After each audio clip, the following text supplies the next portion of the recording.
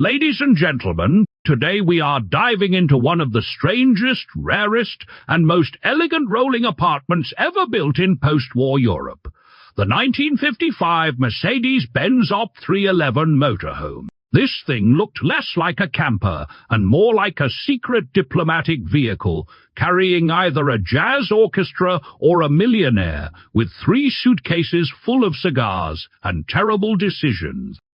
The story of the OP311 begins in West Germany during the economic recovery, years known as the Wirtschafts, Schwunder, or economic miracle. Mercedes-Benz was rebuilding its commercial vehicle division after the devastation of World War II, and by the early 1950s the company desperately needed durable trucks and bus chassis for a recovering Europe.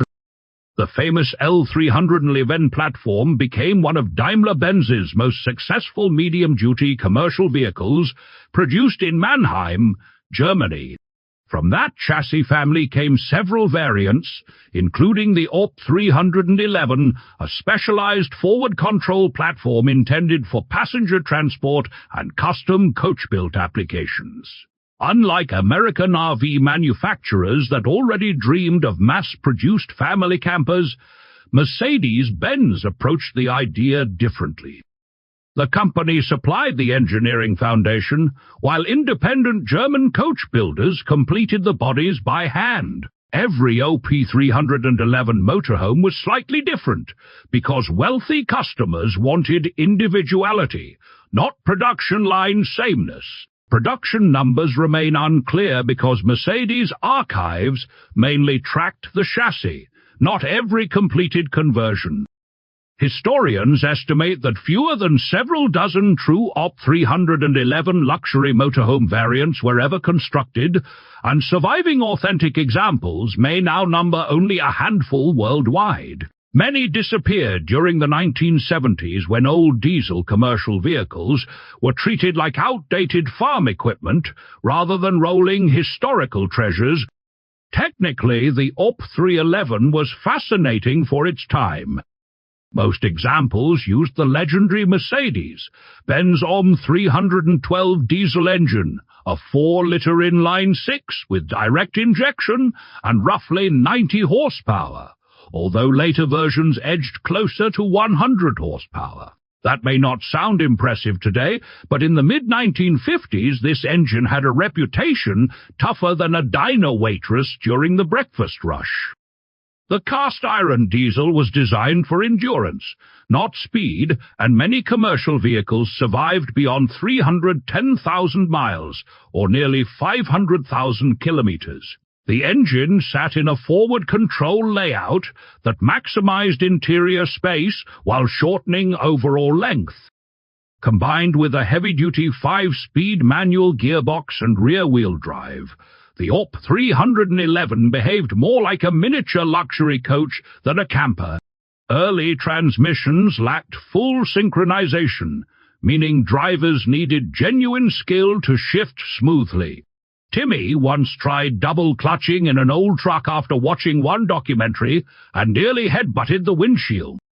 Meanwhile, professional German drivers handled these buses with the precision of orchestra conductors. Dimensions varied because bodies were custom-built, but most OP311 motorhomes stretched between 24 and 30 feet long, or roughly 6 to 9 meters. Width measured around 7 feet, or 2 meters, while height could exceed 10 feet depending on the roof design. Fully equipped examples weighed between 6 and 8 tons. Top speed ranged from 47 to 53 miles per hour, about 75 to 85 kilometers per h, which meant owners enjoyed scenic travel whether they wanted to or not. Fuel economy hovered around 8 to 12 miles per gallon, or 20 to 28 liters per 100 kilometers, respectable for a luxury diesel coach of the era. The chassis used heavy-duty leaf springs front and rear with hydraulic dampers mounted to a rugged ladder frame structure. Ride quality was firm, yet period owners often described as surprisingly stable on damaged European roads. Hydraulic drum brakes handled stopping duties, though heavily equipped models sometimes used air-assisted systems. By modern standards, braking distances were long enough to give politicians time to deny responsibility for traffic problems, but in the 1950s this was considered entirely normal. What truly separated the 1955 Mercedes-Benz OP311 Motorhome from ordinary buses was its interior philosophy. American motorhomes of the era often chased chrome, giant tail fins, and enough polished metal to blind pigeons from orbit. The German approach was quieter and more disciplined.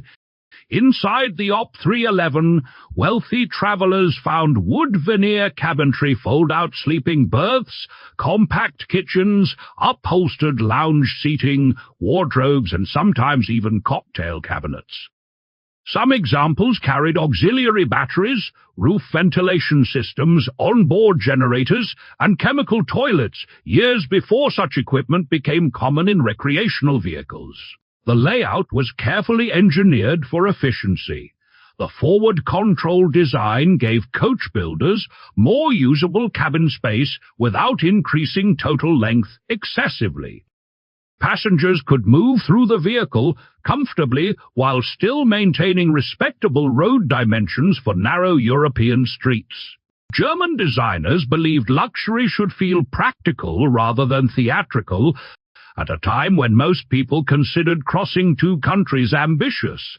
OP311 owners were essentially conducting rolling expeditions.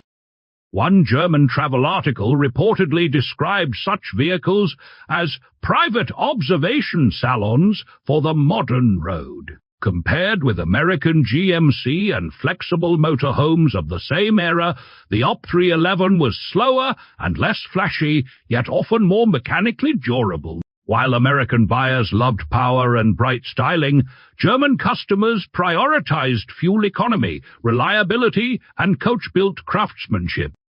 The result was a motorhome that behaved more like a commercial transport vehicle disguised as a luxury residence. The market for such vehicles remained extremely small. In post-war Europe, fuel costs, taxation, and recovering infrastructure limited recreational driving culture. Some versions even served as mobile promotional showrooms with integrated display cabinets and fold-out exhibition spaces. Imagine showing up to a trade fair in 1955 inside a handcrafted Mercedes motorhome while everyone else arrived in dusty sedans, smelling faintly of cigarettes and financial regret. Today, surviving OP311 motorhomes occupy a strange place in the collector world.